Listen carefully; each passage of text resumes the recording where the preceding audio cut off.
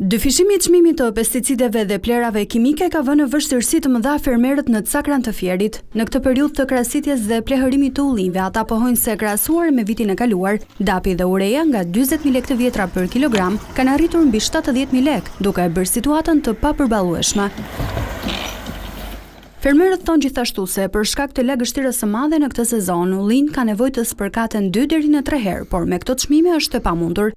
Problemi mas si vjet ka qenë në lagështire e tepërt, ka qenë dhe spërkatja I cili ne do ta bëjmë 2 deri 3 herë. Pasi ulliri nga lagështira e tepërt ka krijuar nxitjen dhe verdhjen nga brenda, domethënë ka krijuar një myshk. Dhe është I domosdoshëm sepse ajo të ul prodhimin.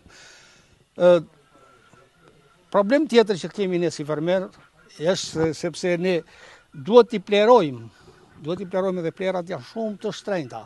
Dapi në krahasim me vjet është diçka më lart. Ureja për shkakun që neve do të bëhet plerimi I dytë, do të bëhet muaj në mezi I prillit e tutje. Ka vajtur nga 40, kemi në vitin e 42, si vet ka vajtur 70. Plerat janë shumë të shtrenjta. Jemi në fazën e krahasitjes, të bëjmë gurkal, dispërkasin e bëjmë se ka shumë sëmundje, ka shumë insekte. Çmimet janë shumë të larta. Jemi shumë në hall madh, vaj nuk shitet, ulli nuk shitet, kam 1 tonë gjysmë vaj pa shitur. Vajt është problemi madh për të shitur. Po ka qenë rreth 40 si vetë 70.000 lekë për kuntal. Flasim. Dhe fermeri e ka të pamundshëm. Duke dhe prodhimi që I prodhojnë, nuk arrin që ta shesin 100%. Për shkak të çmimeve tepër të larta të pesticideve dhe mungesës së fuqisë punëtore, fermerët I kanë braktisur sipërfaqet e mbjella me ullinj. Problemi tjetër që ne kemi është edhe fuqia punëtore, ne na ka ikur rinia. Unë jam moshatar, jam pensionist, bëre mund sot me ullirin, me krahasitje, me tëra, me vjelje.